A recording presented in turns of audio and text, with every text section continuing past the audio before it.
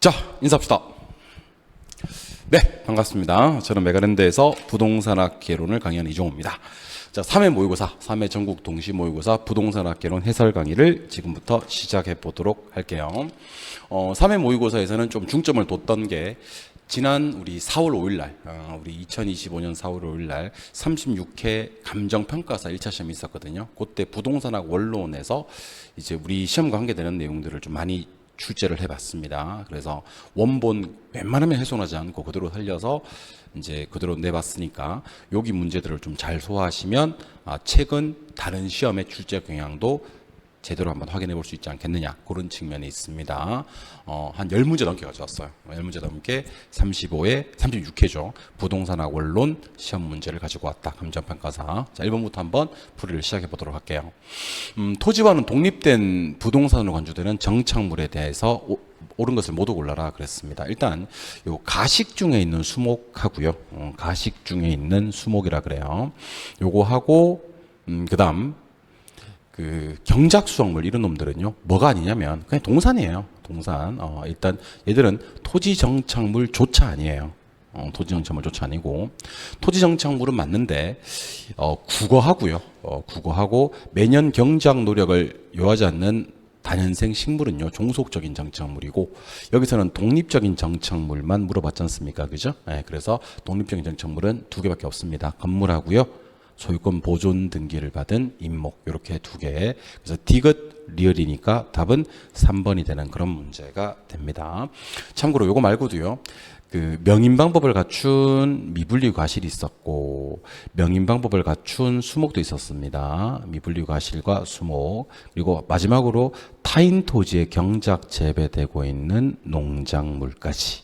타인 토지의 농작물까지가 독립정착물 4가지입니다. 그래서 독립적으로 간주되는 정착물은 4개가 있다. 첫 번째 건물이요. 두 번째는 명인방법을 갖춘 미분리 과실이요. 세 번째는 명인방법을 갖춘 수목이나 등기된 임목이요. 네 번째는 타인 토지에 경작 재배되고 있는 농작물. 이렇게 해서 토지 정착물을 종속과 독립으로 구분하고요. 아예 동산도 걸러내실 수 있어야 됩니다. 아시겠죠? 답은 3번. 2번. 정답 위주로. 부동산의 개념에 대한 설명이다. 틀린 것을 찾아라 그랬는데, 이거 좀 조심하셔야 됩니다. 한국표준산업분류표에 따라서 부동산업을 분류할 때는요, 일단 임대공급업이 있어요. 임대공급업이 있고 관련 서비스업이 있습니다. 이거 구분하실 수 있어야 됩니다. 임대공급업에는 임개공이라고 해서 임대업과 개발공급업이 있어요. 관련 서비스업은 관중자감이 있습니다. 관중자감. 중자감은 뭐냐면 관리업과 중개 자문 감정평가업입니다. 그래서 부동산업의 세 분류는요, 임대업, 임대업 있어요. 개발 및 공급업 있어요. 관련 서비스업은 관리업과 중투감 아닙니다. 조심하셔야 됩니다. 이거 법조문 그대로 기억하셔야 됩니다. 중개 자문 감정평가업, 이렇게 해야 됩니다. 참고로 이 관리업은요, 주거 비주거까지밖에 없어요. 기타 관리가 없고 4글자를 4번 해주셔야 되거든요. 4글자 4번. 그래서 중개대리, 투자자문, 감정평가, 그리고 최근에 들어온 게 분양대행업까지, 이렇게 4개. 참고로 임대업은 다 있습니다. 주거, 비주거, 기타. 개발 공급도 다 있습니다. 주거, 비주거, 기타 다 있습니다. 그래서 중투감 아니고 중자감, 중개 자문 감정 평가비 있다라고 해야 되기 때문에 답은 4번입니다. 준부동산이 전부 다 중개 대상물이 되는 건 아니에요. 중개 대상물이 되는 준부동산은 공장재단, 광업재단 하는 재단하고 임목밖에 없어요. 그래서 뭐는요, 선박은 준부동산임에는 틀림이 없지만 중개대상물에는 속하지 않는 준부동산입니다. 중개대상물이 되는 준부동산에는 재단하고 임목밖에 없어 기억하실 수 있어야 됩니다. 이번에 정답은 4번, 3번입니다. 이것도 쉬운 문제였죠? 포락지. 자, 포락지는 지적 공부에 등록되지 않은, 틀립니다. 등록되어 있습니다. 등록된 토지가 물에 침식되어서 수면 밑으로 잠겨버린 토지를 포락지, 이렇게 얘기를 하는 겁니다. 등록된 토지. 우리가 배우시는 토지 중에서 등록이 안 된 토지는 누구밖에 없냐면 빈지밖에 없습니다. 빈지는 등록이 안 돼 있습니다. 이유는 얘가 해안선부터 등록 지점 사이에 있는 토지입니다. 해안선부터 등록지점 사이에 있는 토지라서 얘는 법적 소유권은 없는데 이용 가치가 있는 그런 토지거든요. 그래서 등록이 안 된 토지는 빈지밖에 없고 포락지는 지적 공부에 등록된 토지가 수면 밑으로 잠겨버린 토지다라고 했었어야 되는 겁니다. 아시겠죠? 답은 1번. 4번 토지 특성에 관한 설명이다. 틀린 것을 찾아라 그랬습니다. 정답 몇 번이었죠? 2번이었죠. 부동성 때문에 임장활동이 나오는 거 맞는데 임장활동을 배제하는 근거가 아니라 임장활동을 해야 되는 근거예요. 임장활동을 필요하는 근거. 배제는 어디서 나오냐면 이렇게 요구할 때 영속성 할 때 뭐 감가상각이 배제된다. 그때 배제가 나와야 됩니다. 영속성 할 때 감가상각이 배제된다. 이때 한번 나오고 그다음에 개별성 이런 거 할 때 일물 일가의 법칙이 또 배제된다. 일물 일가가 배제된다. 그때는 배제가 나와야 되는 게 맞는데 지금 부동산 할 때는요. 배제가 뜨면 안 되고 임장활동을 해야 한다. 임장활동이 필요하다. 뭐 이런 식으로 나와야 되는 겁니다. 아시겠죠? 해야 할 때 배제된다 하거나 필요 없는데 해야 된다 그러면 X가 되는 겁니다. 답은 2번이 되는 그런 문제죠. 아주 쉽게 풀었을 것으로 생각이 됩니다. 5번 조금 어렵던 문제이긴 한데 아파트 시장에서 수요 곡선을 우측으로 이동시킬 수 있는 이유는 모두 몇 개인가 그랬습니다. 요거는 뭘 찾으라는 얘기냐면 수요 증가 찾으라는 얘기예요. 수요 증가. 근데 요 아파트 가격 하락 요 놈은요. 수요량이 증가해요. 그러니까 곡선상에서 점을 이동시키는 요인이지 수요 곡선을 우측으로 이동시키는 수요 증가가 아니고요. 그 다음에 또 조심하셔야 될 게 이거예요. 건설업체 수 증가. 건설업체 수 증가는 공급이 증가되는 거지 수요 증가와는 전혀 관계가 없는 놈입니다. 그래서 이 문제는 기업과 이응을 예선 탈락시키는 겁니다. 그래야지 이제 수요 증가를 쓸 수가 있는데 대체재 가격 상승 수요 증가 맞습니다. 일단 니은 하나 답이고 그 다음 가격이 상승할 것이라는 기대 예상 이것도 수요 증가가 맞습니다. 그래서 수요 증가는 니은 시옷에서 2개 정답은 1번이 되겠고요. 나머지 요거 4개 그러니까 DSR이 강화되거나 가구 수가 감소되거나 모기지 대출 금리가 상승하거나 수요자의 실질소득이 감소되는 것은 모두 다 수요 감소라서 답이 될 수가 없습니다. 우리는 수요 증가 찾아야 되기 때문에 수요 증가는 니은 시옷 2개 있다. 대신 요거 혹시 그 수요 증가 요인에서 2개에서 1번 맞추신 분들은 앞으로 수요량의 변화와 수요 변화, 수요 증가, 수요 감소는 당분간 공부하지 않으셔도 좋을 것 같습니다. 난이도 최상급이죠. 사실 이 정도만 돼도. 답은 1번이고요. 6번 문제로 가보도록 할게요. 6번 문제. 정답은 3번인데요. 수요와 공급이 동시에 증가할 때 수요 증가폭과 공급 증가폭이 같다 그랬습니다. 자, 원래 수요가 있고 공급이 있는데 만약에 수요공급이 동시에 증가한다 이렇게만 나왔다면 그러면 가격은 알 수 없고 양은 증가되는 거 아닙니까? 그죠?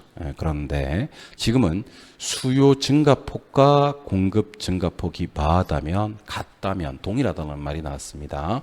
그때는 이 가격이 불변합니다. 이게 알 수 없으면 불변으로 바뀌고 양이 증가된다. 그래서 여러분들은 그냥 수요 증가 공급 증가랑 수요 증가, 공급 증가 같다면을 구분하셔야 됩니다. 수요 증가, 공급 증가는 가격 알 수 없고 양 증가 되었었지만 수요 증가, 공급 증가 같으면 가격 알 수 없지 않습니다. 압니다. 이제는 가격은 알 수 없고가 아니고 가격은 불변하고라고 해야 됩니다. 불변하고 양은 증가된다라고 해야 되기 때문에 이 문제 답은 3번이 되는 그런 문제가 됩니다. 같다면 나왔을 때 어떻게 처리하는지 한번 연습해 주셔야 합니다. 아시겠죠? 꼭 좀 정리를 하시고 7번으로 가도록 하겠습니다. 7번 7번 문제는 이제 A 지역의 아파트 시장에서 기존 수요 함수가 이랬대요. 그럼 이거는 이제 QD하고 QS를 좀 바꿔주시면 QD는 400-2P 이렇게 정리를 하실 수가 있겠네요. 그렇죠? 예, 이것도 마찬가지입니다. QS만 남기고 왼쪽으로 넘기면 QS는 P-20이 됩니다. 근데 수요함수는 똑같아요. QD는 400-2P인데 공급함수가 변했습니다. 그죠? 왼쪽으로 넘깁니다. 넘기면 P-80이 됩니다. P-80. 같게 만들면 원래는 400-2P는 P-20이었다가 이번에는 400-2P는 P-80이 되는 그런 구조입니다. 이거는 몇 P? 3P. 3P는 420이 됩니다. 그럼 P는 첫 번째 3일은 3, 3, 4, 20에서 140이고요. 대입을 하면요. 여기 Q는 120이 되겠죠. 그죠? 여기도 넘어가십니다. 넘어가시면 몇 P? 3P는요, 480이 됩니다. 그러면 3일은 3, 36이 18에서 P는 160이 되고요. 대입하면 Q는 80이 됩니다. 그럼 가격은 420 하던 게 160이 됐기 때문에 20 상승이 됩니다. 20 상승. 일단 답이 될 수 있는 건 3번, 4번, 5번 중에 하나고요. 양은 120 하던 게 80이 됐기 때문에 40개가 감소됩니다. 양은 40 감소해야 되기 때문에 답은 4번이 되는 그런 문제가 됩니다. 그래서 균형 가격과 균형량이 어떻게 변하는가를 물었기 때문에 가격은 20 상승, 양은 40 감소. 이렇게 해서 요거 요렇게 바꿀 수 있어야 됩니다. 요렇게 바꿀 수 있어야 됩니다. 요거 저렇게 바꿀 수 있어야 됩니다. 요것만 바꿔주시면 QD, QS로 바꿔주시면 균형 가격과 균형량을 구하는 것은 어렵지 않습니다. 아시겠죠? 풀 수 있어야 되고 8번 8번은 뭘 구하라는 문제인지를 좀 보셔야 됩니다. 소득의 변화율을 구하라는 문제예요. 자, 그러면 제가 원을 3개 그릴게요. 이 원은 수요량의 변화율을 얘기하는 거예요. 수요량의 변화율. 근데 여러분도 아시겠지만 가격이 상승하면 수요량이 감소할 거고요. 소득을 증가시키면 수요량이 증가될 거예요. 이걸 계산한 것을 우리는 전체 수요량의 변화율이라고 합니다. 수요의 가격 탄력성이 0.6 아닙니까? 그죠? 근데 가격이 5% 상승했습니다. 그럼 5, 6에 하면 수요 법칙에 따라서 가격을 상승시키면 수요량은 마이너스 3%가 됩니다. 근데 전체 수요량이 1% 증가했다. 플러스 1이 됐대요. 그러면 소득 때문에 가운데 플러스 얼마가 와야 되냐면 4가 와야 됩니다. 그래야지 플러스 1이 되거든.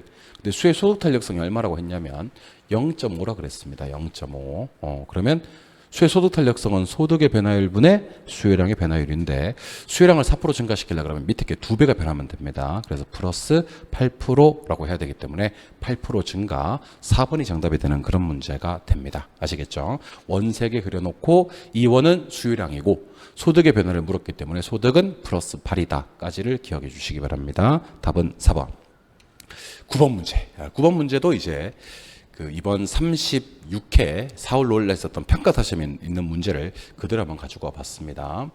수요의 가격 탄력성은 1.2고 공급의 가격 탄력성이 0.9면 수요의 탄력성이 더 커요. 그럼 이거는 수렴형이 거미집이 되거든요. 일단 답이 될 수 있는 건 수탄수 1번, 2번, 3번 중에 하나고 수요 길기는 0.2고 공급 길기가 0.3이면 수요 길기가 작아요. 이것도 수요가 탄력적인 거예요. 길기는 작을수록 탄력적인 거거든요. 그래서 얘도 수렴형이 됩니다. 일단 답이 될 수 있는 건 1번, 2번 중에 역시 하나고 자, A 가격이 하락을 했대요. 마이너스 4%가 됩니다.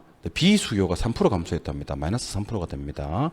그럼 얘는 수요의 저탄력성이 뭐 계산할 필요는 없고요. 마이너스니까 플러스가 되겠죠. 그죠?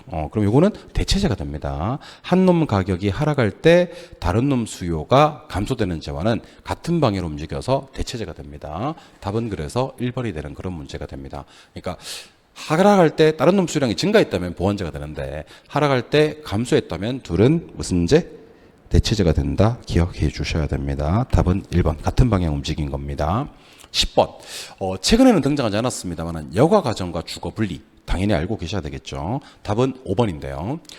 저가주택의 수요가 감소될 때 하향 효과가 나타난다라고 했는데 저가주택의 수요가 증가해야 됩니다. 그래서 요거는 정리를 좀 하셔야 됩니다. 자, 1번. 어떤 주택의 수요가? 저가주택의 수요가 2번 증가해 줘야 됩니다. 저가주택의 수요가 증가해 주면 3번 무슨 여가 되어서 하향여가 되어서 결국 4번까지 기억하셔야 됩니다. 저가주택의 공급이 어떻게 됩니까? 그러면 여러분들은 증가됩니다. 까지를 얘기하셔야 됩니다. 그래서 이 원 4개를 마치 고유번호처럼 기억하셔야 됩니다. 어떤 주택의 수요가요? 저가주택의 수요가 뭐 되면? 증가되면 무슨 여가 되어서? 하향여가 되어서 여기는 안 물었지만 결국 저가주택 공급은 뭐합니까? 증가됩니다. 까지를 기억하셔야 됩니다. 저가주택의 수요가 증가되면 하향여가 되어서 결국 저가주택 공급은 증가하게 된다라고 기억을 하시는 겁니다. 아시겠죠? 기억을 하시고 11번 문제로 가보도록 할게요. 지대론입니다.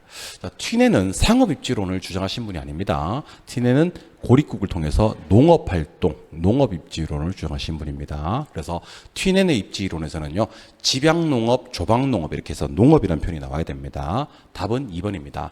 알론소는 입찰지대를 주장을 하셨고요. 지대 입찰에서 토지 이용자가 지불하고자 하는 금액은 최고 금액이고요. 초과 이유는 0, 제로가 되는 수준의 지대를 입찰지대라고 합니다. 답은 2번. 3번. 비옥도 그다음에 수학 체감 이런 것들은요, 마르크스의 절대지대설에 대한 설명이 아니라 리카도의 차액지대설에 대한 설명입니다. 마르크스의 절대지대설은 소유 자체 요구, 토지를 소유하고 있다는 독점적 지위라는 표현이 나왔었어야 됩니다. 마샬은 절대지대를 주장하신 분이 아니고요, 준지대를 주장하신 분입니다. 준지대. 그래서 요거 일시적으로 토지 이외에서 생기는 준지대라고 해야 됩니다. 그리고 마찰 비용 이론을 주장하신 분은 해리스 월만이 아니라 알론소의 마찰 비용 이론이라고 해야 되고요. 해리스 월만은 다핵심 이론을 주장하신 분입니다. 그래서 11번 문제는요, 누가 어떤 이론을 주장했는지를 틀리게 많이 낸 거예요. 그러니까 마찰 비용 이론 그러면 알론소가 떠야 되고요. 마샬 그러면 절대지대가 아니라 준지대 떠야 되고요. 비옥도와 수학 체감은 차액지대설이기 때문에 리카도가 떠야 되고요. 입찰지대는 알론소가 맞고요. 튀네는 농업입지론이니까 농업활동이라고 해야 되는 겁니다. 아시겠죠? 오케이. 이 문제 정답은 2번이 되는 그런 문제. 12번. 랠리의 소멸자 법칙입니다. A도시가 이렇게 있고 B도시가 이렇게 있고 그 가운데 C도시가 있나 봐요. C도시 인구는 6만 명이 존재를 하는 것 같고요. 거리는 일로는 18km, 요로는 이제 54km가 됩니다. 요로는 2만 명, 요로는 이제 4만 5천 명 이렇게 있습니다. 처리할 때는요, 거리는 거리끼리, 면적은 면적끼리 약분이 가능합니다. 요거는 1로 약분하면 1, 18로 약분하면 요거 3이 됩니다. 요거 1000 지워넣고 5로 약분하면 5, 4, 20, 5, 9, 45 이렇게 약분이 됩니다. 1의 제곱 하시면 됩니다. 1의 제곱분의 4, 1분의 4. 3의 제곱은 9입니다. 9분의 9. 그리고 1의 제곱분의 4 하시면 됩니다. 그럼 요거 결국 4고 요거 1이고 요거 4거든요.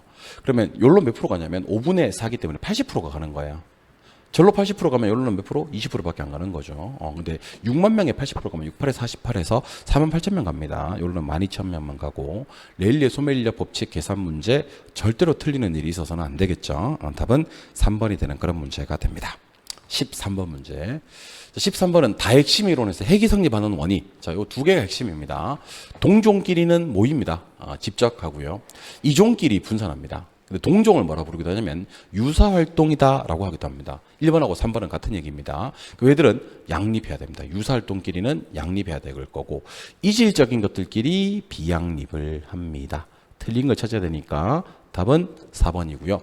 특정 위치나 특수한 시설의 필요성, 얘도 맞고요. 지대 지불력의 차이, 이것도 핵이 성립하는 원인이 맞습니다. 틀린 것을 찾아라. 유사끼리는 양립해요. 이질적인 것들끼리 비양립한다. 기억해 주시기 바랍니다. 쉬운 내용이었죠? 답은 4번이었고. 14번. 크리스탈러의 중심지론에서 용어 정리를 좀 해야 됩니다. 일단 끝날 때 거리로 끝나야지 범위입니다. 거리로 끝나야지 범위인데, 어떤 거리가 있냐면 수요가 0이 되는 곳까지 거리, 그러면 도달 범위 하시면 되고요. 판매자 정상을 얻기 위해서 소비자를 포함하는 곳까지의 거리, 그러면 최소 요구 범위 하시면 됩니다. 최소 요구치는 중심지 기능을 유지하기 위해서 필요한 최소한의 수요 요구 규모까지만 최소 요구치라고 합니다. 중심지가 성립되기 위해서는 도달 범위가 최소 요구치보다는 커야 되고요. 최소 요구는 무조건 작은 쪽에 위치합니다. 중심지 제화 및 서비스라는 것은 조심하셔야 됩니다. 어디에서요? 중심지에서. 어디로? 배후지로 해야 됩니다. 중심지에서 배후지로 제공되는 재화 및 서비스를 중심지 재화 및 서비스라고 합니다. 그러니까 재화나 서비스를 배후지에다가 제공하는 곳이 중심지고요. 중심지로부터 재화나 서비스를 제공받는 곳을 배후지라고 합니다. 제공하면 중심지, 제공받으면 배후지가 되는 겁니다. 그래서 어디에서 어디로 중심지 재화 및 서비스가 제공되고 제공받습니까? 그러면 중심지에서 from 중심지 to 배후지로 제공되는 재화 및 서비스를 중심지 재화 및 서비스라고 합니다. 아니, 문제를 왜 이따위로 냈어? 왜 이렇게 유치하게 냈어? 야비하게 냈어 이렇게 생각하실 수가 있는데 실제 기출지문입니다. 기출지문을 한번 연습해 보는 거니까요. 그리스탈의 중심지론의 용어 정리 한번 해야 됩니다. 15번으로 갑니다. 시장 실패 원인. 시장 실패 원인은 네 가지가 있습니다. 불완전 경쟁의 독과점 기업, 외부 효과, 공공재 무임승차, 정보의 비대칭성입니다. 그리고 하나 더, 우리 앞에서 살짝 언급했던 불량주택이라는 거 있죠. 불량주택은 시장 실패와 관계가 없어. 시장 실패와 전혀 관계가 아닙니다. 효율적 자원 배분의 과정에서 불량주택이 생긴다. 그래서 일단은 불량주택 자체는 시장 실패와 전혀 관계가 없고요. 외부 효과는 정의 외부 효과든 부의 외부 효과든 둘 다 시장 실패 원인이 되는 거 맞습니다. 답은 1번이고요. 정보는 대칭적일 때가 아니라 비대칭적일 때 시장이 실패합니다. 민간재가 아니라 공공재가 존재할 때 시장이 실패합니다. 완전 경쟁이 아니라 불완전 경쟁일 때 시장이 실패합니다. 그래서 2번, 3번, 4번은 글자가 좀 빠지거나 바뀌었습니다. 정보 대칭 아니고 비대칭, 민간재 아니고 공공재, 완전 경쟁 아니고 불완전 경쟁, 불량주택은 효율적 자원 배분의 과정이므로 시장 실패와 관계가 없다 하여 답은 1번이 되는 그런 문제가 됩니다. 아시겠죠? 풀 수 있어야 됩니다. 이번에는 16번 문제. 이거는 뭐 100%짜리입니다. 정부가 간접적으로 개입하는 게 옳게 묶인 것을 찾아라 그랬습니다. 직접 개입도 있고, 간접 개입도 있고, 이용 규제도 있는데, 이용 규제는 지역지구제, 개발권 양도제, 토지거래 허가제처럼 끝날 때 제로 끝나는 놈들은 다 이용 규제가 되고요. 간접 개입은 조세, 보조금, 부담금, 담보대출 규제, 금융, 부동산 가격 공시제도, 행정 이런 것들이 간접 개입이 됩니다. 그 외 모든 것들은 직접 개입이 돼요. 그래서 연습을 충분히 하셔야 됩니다. 임대료 상한제는 요거는 직접입니다. 임대료 상한제는 제로 끝났지만 직접. 보유세 간접, 담보대출 규제 간접. 얘는 직간간 하셔야 되겠네. 개발부담금 간접, 가격공시제도 간접, 거래세 간접, 가격공시제도 간접. 간접으로 묶인 것은 답 2번. 담보대출 규제하고 거래세는 다 간접인데 가운데 있는 토지거래 허가제 요게 이용 규제입니다. 지역지구제, 토지거래 허가제는 둘 다 이용 규제고요. 부동산 가격 공시제도만 간접 개입입니다. 보유세, 개발부담금제는 모두 간접 개입인데 지역지구제가 이용 규제라서 간접 개입으로만 묶인 것은 2번이 정답이 되는 그런 문제입니다. 혹시 틀리신 분들은요, 우리 부동산 정책 수단 세 가지 직접 개입, 간접 개입, 이용 규제 해당 파트를 보고 내용 정리를 하시기 바랍니다. 아시겠죠? 답은 2번. 17번 외부 효과입니다. 최근에 외부 효과가 출제된 적이 많이 없어요. 그래서 너무 안 나와서 이제는 한번 나올 때가 되지 않았나 싶어서 출제를 한번 해봤습니다. 답은 3번인데요. 부의 배비 효과는 사적 비용이 사회적 비용보다 크다. 그렇지 않습니다, 여러분들. 부의 배비 효과는 사회적 비용이 더 큽니다. 사회적 비용이. 그래서 정의 외부 효과와 부의 배비 효과가 생산 과정에서 뭐가 크고 소비 과정에서 뭐가 큰지를 보려면 정의 배비 효과는 사적 비용이 커요. 그리고 편익은 사회적 편익이 큽니다. 그에 반해서 부의 배비 효과는요. 비용은 사회적 비용이 많이 들고 사회적 비용이 많이 들고 편익은 지 혼자 좋은 거예요. 사적 편익이 크다라고 기억하셔야 됩니다. 그래서 정의 배비 효과와 부의 배비 효과인데 여기서 부의 배비 효과이기 때문에 비용은 사적 비용보다는 사회적 비용이 커진다라고 했었어야 됩니다. 답은 3번이 되는 그런 문제. 많이 어렵진 않았을 것으로 생각됩니다. 18번 문제. 현재 시행되고 있는 부동산 정책에 대한 설명이다. 틀린 것을 찾아라 그랬고요. 일단은 그 개발권 양도 제도 자체가 현재 시행되는 제도가 일단 아니에요. 아니고 개발과 보전이 경합했을 때 이걸 합리적으로 조정하는 수단은요. 개발권 양도 제도가 아니라 토지 적성 평가 제도입니다. 그러니까 이 개발권 양도 제도가 맞아도 틀려요. 왜냐하면 현재 시행되고 있는 정책을 물었기 때문에 요거는 토지 적성평가 제도이다. 얘는 시행되고 있습니다. 그래서 제목이 틀렸습니다. 토지 적성평가 제도 답은 2번이 되는 그런 문제가 됩니다. 18번의 정답은 2번. 19번 문제로 한번 가보도록 할게요. 19번. 우리나라 부동산 조세 정책에 관한 설명이다. 옳은 것을 찾아라 그랬습니다. 부가가치세와 등록면허세는 국세라고 했는데 부가가치세는 국세가 맞는데 등록면허세는 지방세입니다. 종부세와 재산세, 우리가 보유세라고 하죠. 과세 기준일은 6월 30일이 아니고 6월 1일입니다. 증여세와 재산세는 보유 단계에서 부과된다. 증여세는 취득 단계에서 부과됩니다. 상속세와 증여세는 비례세율을 적용한다. 상속세, 증여세 이런 것들은 전부 다 누진세 적용합니다. 그다음에 재산세와 상속세는 보통 징수 방식이다. 보통 징수 방식이 맞습니다. 우리가 세금을 납부할 때요, 그 신고 납부 방식이 있고요. 그리고 뭐 보통 징수 방식이 있습니다. 보통 징수 방식에는 가만히 있어도 고지서가 발부되는 그런 세금인데요. 대표적인 세금이 재산세입니다. 그리고 좀 조심하셔야 될 게 상속세, 증여세가요, 이게 고지서가 발부되면서 과세가 확정이 되거든요. 그래서 이것도 보통 징수 방식입니다. 나머지 뭐 취득세라든지, 그리고 뭐 등록면허세라든지, 그리고 뭐 소득세라든지, 양도소득세와 같은 거, 그 다음에 부가가치세라는 거 다 신고 납부 방식입니다. 그래서 여러분들 재산세, 상속세 아니고 상속세 둘 됐습니다. 상속세와 증여세, 재산세는 보통 징수 방식이고 나머지는 전부 다 신고 납부 방식이다. 이렇게 얘기하시면 됩니다. 답은 5번. 아마 세법 시간에 한번 할 거예요. 예. 20번 문제로 가보도록 하겠습니다. 절반이네요. 틀린 것을 찾아라 라고 했는데 정답은 5번이죠. 자, 기대 승률이 요구 승률보다 높다. 지금 누가 커요? 기대가 커요.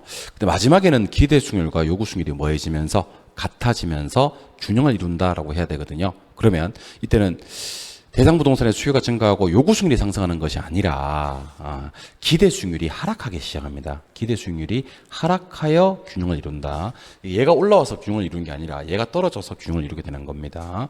기대 수익률이 하락하여 라고 해야 됩니다. 답은 5번이 되는 그런 문제가 됩니다. 기대와 요구가 균형으로 가는 과정 한번 연습해 주시기 바랍니다. 오케이. 21번 문제로 한번 가보도록 할게요. 부동산 투자의 위험과 수익에 대한 설명이다. 옳은 것을 찾아라 그랬는데 1번에 현금이 나오면요, 이거는 금융적 위험이 아니라 유동성 위험입니다. 유동성 위험. 금융적 위험은 부채를 잘못 썼을 때 하게 되는 위험을 말합니다. 위험 처리 방법 중 위험 조정 할인율법은 위험한 투자일수록 높은 할인율, 위험할수록 높은 할인율 진짜 많이 썼죠. 요구 수익률이 상승하기 때문입니다. 보수적으로 예측하는 방법은 미래 벌어질 일을 부정적, 즉 비관적으로 예측하는 방법이거든요. 수익을 가능한 한 낮게 예측을 하는 게 비관적 예측입니다. 비용은 가능한 한 높게, 그게 보수적 예측입니다. 평균 분산 지배 원리가 한계점이 있습니다. 같은 값일 때는 누가 더 좋은지 얘기를 해주다가 위험과 수익이 각각 다른 두 개 투자 대상일 때는 누가 더 좋다라고 얘기를 못 해줘. 그때는요, 변동계수를 활용하면 됩니다. 그래서 평균 분산 지배 원리를 쓰다가 그 한계가 봉착을 했을 때 그걸 극복하기 위해서 많이 쓰는 게 변동계수, 변이계수가 맞습니다. 변이계수는 작을수록 좋고요. 답은 4번입니다. 국채나 정기예금과 같은 무위험 자산에만 투자하는 방법은 위험의 전가가 아니라 위험의 회피라고 해야 되고요. 전가되는 제3자가 떠야 됩니다. 그래서 뭐 임대료 인상, 보험계약, 그다음에 이자율 수합 이런 것들이 전가고요. 지금처럼 무위험 자산에만 투자하는 것은 단순히 위험을 회피하는 전략이다라고 하는 것이 옳습니다. 이해하셨죠? 정답은 4번. 22번 문제로 가도록 하겠습니다. 부동산 투자와 관련된 설명으로 옳은 것은 모두 몇 개인가 그랬는데 첫 번째는 포트폴리오 전략에서 구성자산의 수익률이 반대 방향으로 갈수록 위험 분산 효과가 감소 효과가 크다. 예, 그렇습니다. 수익률의 움직임은 유사한 방향보다는요, 반대 방향으로 움직이는 것이 좋아요. 기억은 옳고요. 분산 투자 효과는요, 체계적 위험이 감소되지 않습니다. 비체계적 위험이 감소되겠죠. 니은 틀리고요. 효율적 프론티어는 우하향하지 않습니다. 우상향합니다. 비례관계거든요. 보다 높은 수익을 얻기 위해서라면 높은 위험을 감소해야 되니까 우하향 아니고 우상향. 세전현금 흐름은 어떻게 구하는 거냐면 순영업 소득의 부채 서비스액을 가산한 소득이 아니라 차감한 소득입니다. 그래서 세전은 순에서 부채 서비스액을 차감한 소득, 내부 수익률은 순영가를 0으로 만드는 할인율입니다. 수익성 지수를 1로 만드는 할인율이 되겠죠. 그래서 옳은 걸 찾아라고 했는데 옳은 게 하나밖에 없어요. 답은 1번이 되는 그런 문제가 됩니다. 풀 수 있어야 되고요. 23번 문제. 23번 문제는 5천만 원씩 4년간 불입하는 정기 적금에 가입을 했고 금리가 6%라면 4년 후에 이 적금의 미래가치를 구하라 그랬습니다. 이거는 매년 5천만 원씩을 불입했기 때문에 연금의 내과계수를 활용해야 됩니다. 연금의 내과계수는 R분의 1 플러스 R에 N승 마이너스 1을 적용하는 겁니다. 그래서 여러분들은 5천만 원 곱하기 0.06분의 1.06에 4승 마이너스 1을 때려줍니다. 근데 혹시 계산을 갖다가 계산기 한 번 때려서 답까지 가고 싶다면 이렇게 하시면 됩니다. 얘를 1번으로, 얘를 2번으로, 얘를 3번으로, 얘를 4번으로 계산하시면 계산기 한 번 조작해 답을 구할 수가 있습니다. 그래서 굳이 계산을 한다면 1.06 곱하기 1.06는 때리면 이게 2승입니다. 는 한번 더 때리면 3승, 는 더 때리면 4승, 여기다가 빼기 1 나누기 0.06 그다음에 곱하기 이제 5천만 원 하고 는 때리면 답이 튀어나옵니다. 그래서 1.06 곱하기 1.06 는 2승, 는 3승, 는 4승, 빼기 1 나누기 0.06 곱하기 5천만 원 때리면 계산기에 2억 1,873만 800원 이렇게 해서 4번이 나오는 그런 문제입니다. 순서 좀 기억하시기 바랍니다. 1 플러스 R의 N승을 1번으로, 빼기 2를 2번으로, 나누기 0.06을 3번으로, 곱하기 5천만 원을 4번으로 해버리면 계산기 한번 조작의 답까지 나옵니다. 오케이. 24번 좀 특이한 문제인데 어떻게 푸는지만 좀 알려드릴게요. 자, 원래는 순영업소득에서 부채 서비스액을 빼면 세전현금 흐름이 나오는데 부채 서비스액을 원리금 상환액이라 그래요. 근데 만약에 순에서 세전을 차감하면 가운데 있는 부채 서비스액이 나옵니다. 그래서 순에서 세전을 차감하면 가운데 있는 이 부채 서비스액 원리금 상환액입니다. 이게 나온다 그 얘기입니다. 그래서 이거에서 이걸 빼도 이게 나온다. 이 600이고 요게 200이고 요게 400이라면 원래는 600에서 200 빼면 400 나오는데 600에서 400 빼도 200 나와요 라는 생각을 기본적으로 하셔야 되는 겁니다. 아시겠죠? 답은 1번입니다. 2번은 가능총소득에서는 영업경비를 빼면 안 되고 유효총소득에서 영업경비를 빼야 됩니다. 3번은 순매도가액과 세전지분 복귀액 사이는요 미상환 저당 잔금이 나와야 됩니다. 미상환 잔금. 세전 복귀액에서 세후 복귀액을 구하려고 그러면요 자본이득세, 양도소득세가 나와야 됩니다. 세전 흐름과 세후 현금 사리에 영업소득세가 나와야 되고요. 4번과 5번은 세금이 바뀌었네요. 영업할 때는 영업소득세, 처분할 때는 자본이득세가 빠져야 된다는 거 알고 계셔야 합니다. 아시겠죠? 답은 1번이 되는 그런 문제. 25번으로 갑니다. 화폐 시간 가치를 고려하는 방법은 몇 개인가 그랬는데 시간 가치를 고려하는 것은 일단 우리 부동산학 통틀어서 4개 정도 있습니다. 순영가법, 내부승률법, 수익성 지수법, 그 다음에 현가회수기간법. 그래서 시간 가치 고려하는 건 순례지, 현가, 순례지, 현가 하시면 됩니다. 순영가법, 내부승률법, 현가회수기간법. 수익성 지수법 있으면 더 좋았을 뻔했는데 수익성 지수법은 없네요. 그래서 3개밖에 여기서는 안 보이네요. 답은 2번이 되는 그런 문제가 됩니다. 우리 부동산학개론 통틀어서 방금 소개드렸던 4가지만 시간가치 고려하고요. 나머지는 시간가치를 고려하는 거 없어요. 기억하셔야 됩니다. 26번으로 갑니다. 부동산 투자 분석 기법에 대한 설명이다. 틀린 것을 찾아라 그랬는데 자 우리 3번에 보니까 수익성 지수 구하래요. 수익성 지수는 위에다가 뭘 쓰고 입 쓰고 밑에다가는 출 써요. 그래서 뭐를 뭐로 나눈 값이요? 그러면 입을 출로 나눈 값이요? 하시면 됩니다. 근데 입이 뒤에 있어요. 뒤에 5천이고요. 출이 앞에 있어요. 4천입니다. 얘는 5천을 4천으로 나눠야 됩니다. 0.8이 아니라 1.25가 답이 되는 겁니다. 예, 순서대로 나누면 안 됩니다. 입을 출로 나눠줘야 됩니다. 그래서 틀린 것을 찾으라고 했고 답은 몇 번? 답은 3번이 되는 그런 문제가 됩니다. 틀린 것을 찾아라. 정답 3번 풀 수 있어야 됩니다. 27번 최근에 유행하는 문제입니다. 뭐 순소득 승수, 세전 승수, 세후 승수 구하라는 문제가 거의 해마다 빠지지 않고 출제가 되고 있습니다. 여기서는 지금 세전 승수를 거라고 했는데 세전 승수는 세전분의 지분 투자에 가시면 돼요. 그런데 지분 투자액은 지금 3억 6천이라고 나와 있습니다. 여기 보니까 3억 6천이라고 나와 있어요. 그러면 세전만 구하면 되는데 가능총소득에서 일단 공시를 빼면 유효가 나옵니다. 영업경비를 빼면 순영업소득이 나오고 부채 서비스액 빼면 일단 세전이 나옵니다. 물론 여기서는 영업소득세도 있지만 영업소득세는 구할 필요도 없습니다. 이거는 왜냐하면 세전까지만 구하면 되니까. 그래서 여러분들은 계산기 다 되고 6천만 원에다가 일단 15% 빼주고 재산세가 영업경비예요. 500만 원 빼주고 원리금 상환액이 부채 서비스액인데 1,000만 원 빼주면 됩니다. 근데 이게 얼마나 나오냐면 3,600만 원 나와요. 여기까지가 세전 현금 흐름이. 3,600만 원분에 36,000만 원 하면 계산을 굳이 하지 않더라도 10이 나온다라는 결론인데 도출이 되겠죠. 답은 2번이 되는 그런 문제가 됩니다. 어려운 문제 아니고 세전 승수는 세전분의 지분이고요. 영업소득세는 무시하고 가능총소득에서 공실 빼서 유효 구하고 재산세 같은 영업경비 빼서 순영업소득 구하고 원리금 상환액이 부채 서비스액이니까 빼서 세전현금 흐름을 구하면 세전현금 흐름이 3,600만 원 나온다고요. 3,600만 원분에 36,000 하면요. 답은 10이 되는 그런 문제가 됩니다. 아시겠죠? 어려운 문제 아니라 그랬습니다. 답은 2번. 28번 문제입니다. 부동산 투자 분석 기법의 내용 중 가론에 들어갈 내용을 찾으라 그랬는데 대부비율은요. 부동산의 가치분의 부채예요. 부동산 가치분의 부채. 자본분의 부채는 부채비율입니다. 그리고 잔상담의 1대지 기억납니까? 이래서 지분비율을 빼면 대부비율이 나와요. 부채비율이 아닙니다. 이것도 대부비율입니다. 그래서 대부비율이 20%면 지분비율은 80%고 그렇습니다. 채무불이익률은 우리가 배우시는 공식 중에서 유일하게 유효 총소득을 쓰는 공식입니다. 유효 총소득분의 영업경비 플러스 부채 서비스액 하셔야 됩니다. 부채 감당률은 부채 서비스액분의 순영업소득이라고 해야 됩니다. 순영업소득. 그래서 비율분석법의 공식을 알아야지 풀 수 있는 문제고요. 대부비율은 부동산의 가치가 나와야 되고요. 이래서 지분비율을 빼면 대부비율이 나와야 되고요. 채무불이익률은 유효 총소득을 쓰고요.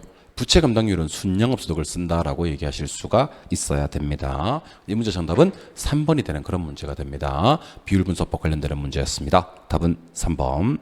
29번 문제로 가도록 할게요. 대출의 상환 방식에 대한 설명이다. 옳은 것을 찾아라 그랬는데 답부터 먼저 좀 소개해드리겠습니다. 가중평균 상환 기간이 짧은 기간에서 긴 기간 순서. 원금 균등이 제일 짧아요. 그 다음에 원리금 균등.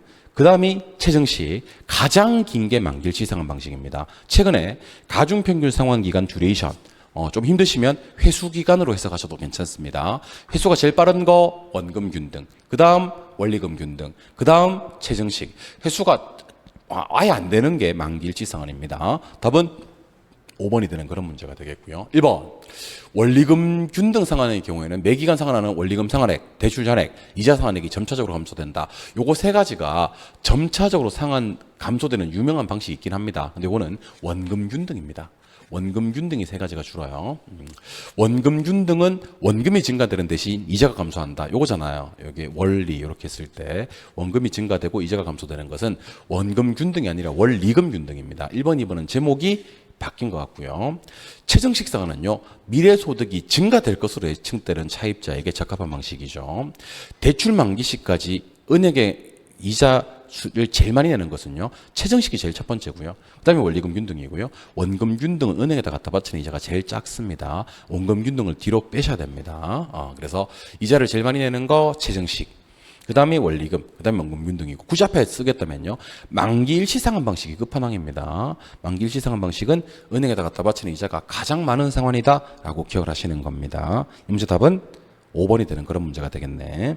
30번입니다. 모기지의 유동화에 대한 설명인데 틀린 것을 찾아라 라고 했는데 답은 5번입니다. MPTS의 경우 조기상환 위험 부담은 투자자가 부담하고 채무불이행 위험은 발행자가 부담한다. 자, 채무불이행 위험은 발행자가 부담하고 조기상환 위험은 투자자가 부담하는 것은 MPTS에 대한 설명이 아니라 MPTB, 하나 더 CMO 이렇게 혼합형 MBS에 대한 설명이고요. MPTS는요. 채무불이행 위험, 조기상환 위험 둘 다 투자자. MBB는 채무불이행 위험, 조기상환 위험 둘 다 발행자. 그러면 MPTB와 CMO가 채무불이행 위험은 발행자한테 주고 조기상환 위험은 투자자한테 부담시키는 거라고 보시는 게 옳습니다. 틀린 걸 찾아야 되니까 답은 5번이 되는 그런 문제가 되겠죠. 풀 수 있어야 됩니다. 31번 문제. 부동산 투자회사 리츠입니다.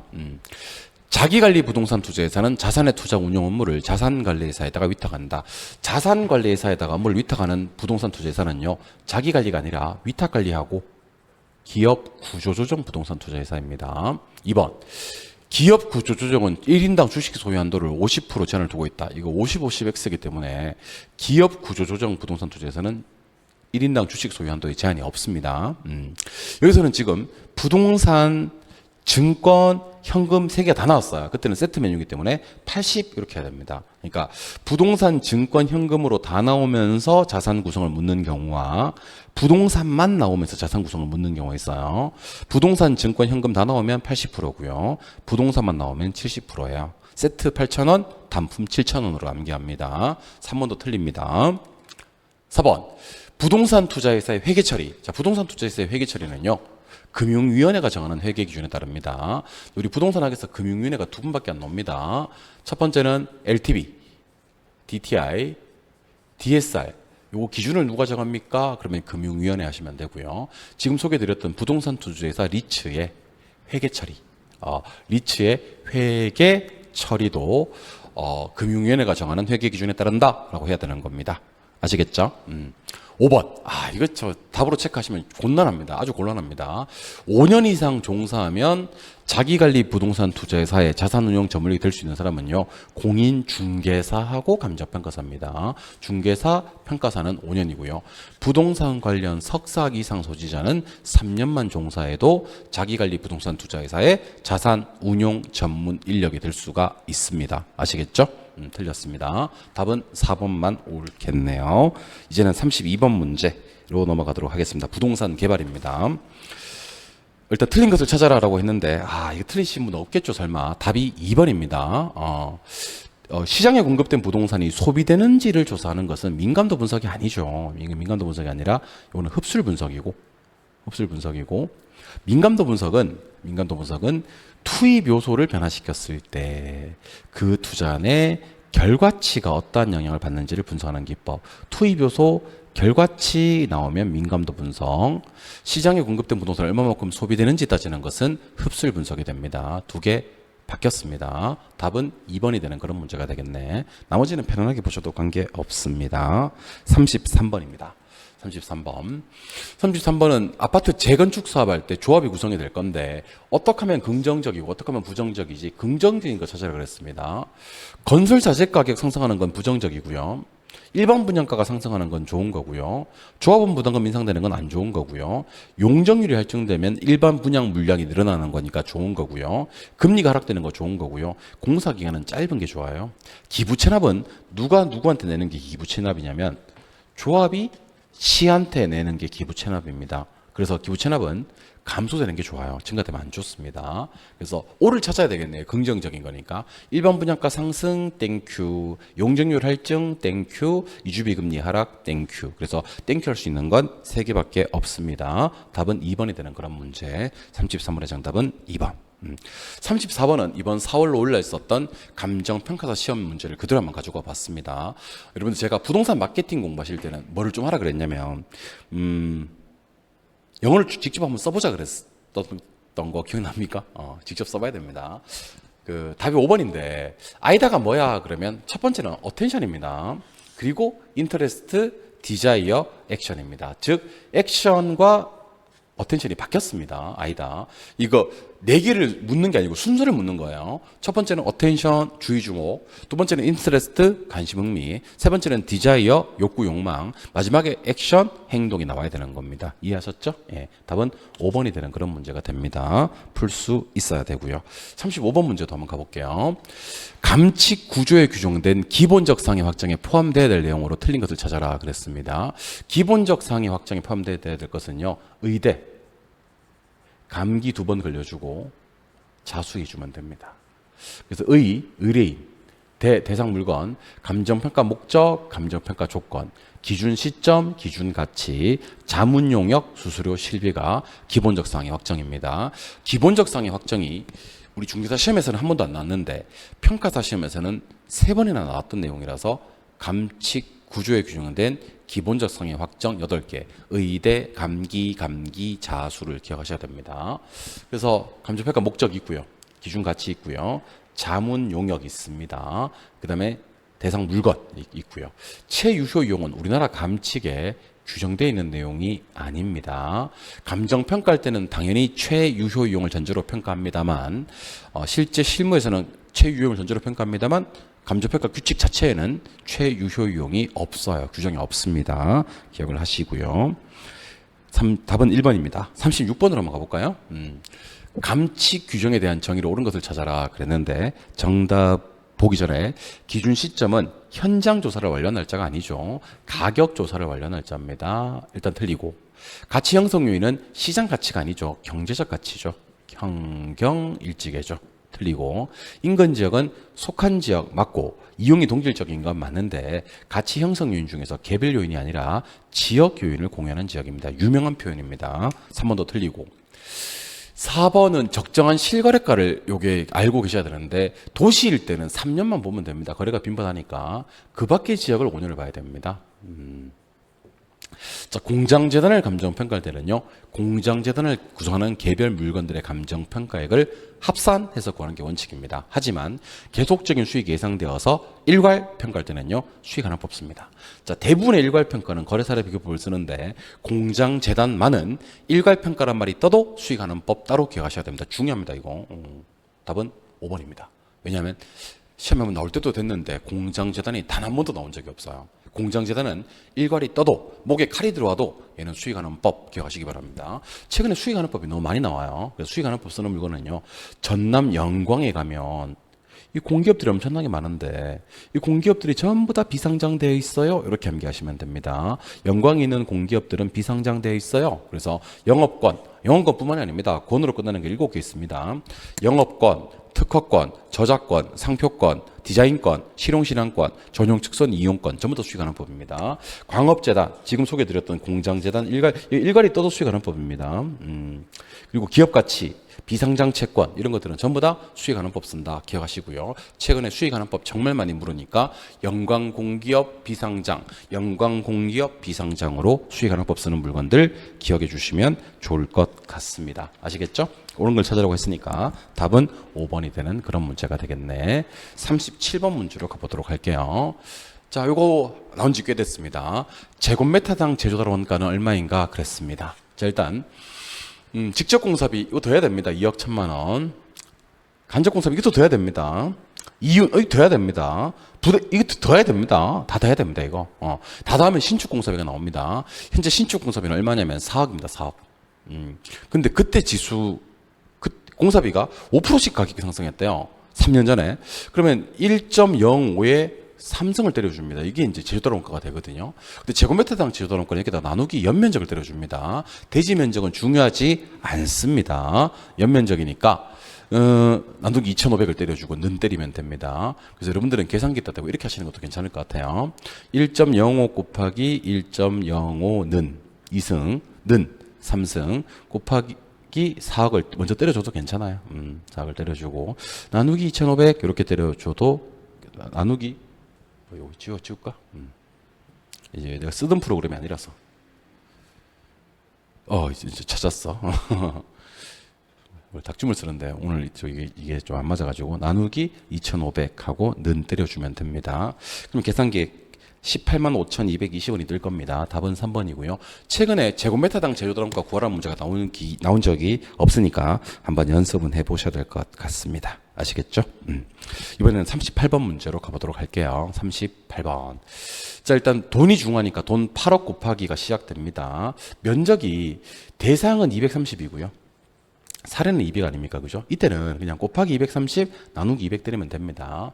용도 지역이 일반 상업 지역이지 않습니까? 그죠? 그러면 상업 지역 변동률이 중요합니다. 일단 사정 보정치가 1.1이니까 1.1 때려주고 상업 지역 변동률 1.04 때려준 다음에 5% 우세 1.05까지를 해줍니다. 그래서 여러분들은 계산기에다 대고 8억 곱하기 230 나누기 200 곱하기 1.1 곱하기 1.04 곱하기 1.05 는을 때려주면 됩니다. 특히 면적 비교는 제곱미터 앞에 있는 게 면적이다라는 생각을 기본적으로 하셔야 합니다.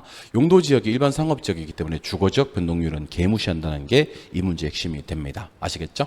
그러면 계산기에 다 때려주니까 답은 이게 11억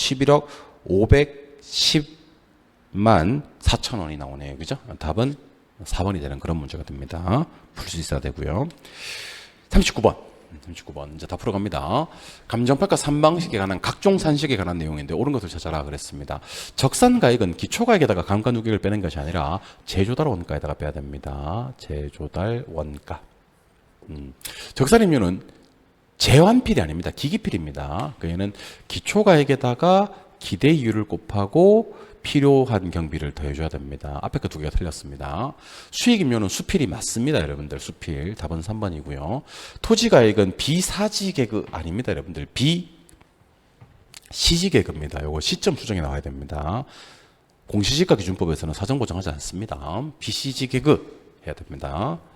수익가액은 순영업소득 나누기 환원율입니다. 환원율. 그래서 세상에 이율은 두 개가 있는데 적산법에서는 기대이율이 나와야 되고요. 기대이율. 수익환원법에서는 수익가액 구할 때는 환원율로 나눠줘야 됩니다. 기대이율은 적산법, 환원이율은 수익환원법 이렇게 기억하시면 되겠네요. 답은 3번입니다. 오늘의 마지막 문제입니다. 40번입니다. 틀린 것을 찾아라 라고 했는데 답은 1번입니다. 자, 지번, 지목, 용도 지역, 도로 상황, 요까지만 표준지 공시지가와 표준주택 공시상에 모두 포함될 사항이고요. 연면적은요, 표준주택에만 나옵니다. 둘 다 공통적으로 포함될 사항이 아닙니다. 그래서 표준지 공시할 때와 표준주택 공시할 때 둘 다 공통적으로 공시되는 게 4개가 있어요. 첫 번째는 지번하고요. 두 번째는 지목하고요. 용도 지역하고요. 도로 상황입니다. 많이 했었죠? 지금부터 차이점을 좀 알려드리겠습니다. 표준지는 단위 면적당 가격이 나와야 돼요. 근데 표준주택은 그냥 가격이 나오죠? 표준지는 그 면적 및 형상이 나와요. 면적하고 형상. 표준주택은 대지를 붙이더라고요. 대지 면적 및 형상이 나와요. 표준지는요, 주변 토지 이용 상황이 나옵니다. 주변 토지. 예. 근데 표준주택은요, 용연 구사임이 나옵니다. 용연 구사임은요, 어디서만 나오냐면 표준주택에서만 나와요. 용도, 연면적, 구조, 사용 승인일, 임시 사용 승인일. 특히 연면적 이러면요, 이게 표준주택에만 나오는 거지 표준지할 때는 안 나옵니다. 공통적으로 나오는 게 4개고요. 여기는 연면적은 표준주택에서만 나온다라는 것을 기억하셔야 됩니다. 조금 어렵게 내봤습니다. 조금 어렵게. 그래서 지번, 대통령령으로 정하는 사항 3개 용도지, 요거는 둘 다 공시되는 거 맞는데 연면적은 표준주택에만 나오지 표준지 공시상에는 포함되지 않는다 기억해 주시는 겁니다. 아시겠죠? 오케이. 이렇게 해서 40번의 정답 1번 모두 마무리를 해봤습니다. 네, 고생 많이 하셨고, 사회 모의고사 때는 앞에서도 말씀드린 바와 같이 최근 출제되었던 다른 국가 시험인 감정평가사 시험의 문제도 한 7개, 6개 정도 제가 가져와 본 것 같거든요. 그러니까 한번 열심히 녹여냈으니까 풀어보시고요. 저는 4회 말고 5회 모의고사 해설 강의에서 다시 찾아뵈야 될 것 같습니다. 모의고사 치르시느라고 대단히 고생 많이 하셨고, 우리는 5회 모의고사 해설 강의에서 다시 찾아뵙도록 하겠습니다. 정답 위주의 빠른 해설을 했으니까요. 혹시 부족한 부분이 있다면 해설지를 보시면서 한 번 더 반복해서 같은 문제는 다시 틀리지 않겠다라는 각오를 한번 새겨보시기 바랍니다. 고생하셨고 다음 해설 강의에서 만나도록 해요. 고생 많이 하셨습니다. 수고하셨습니다.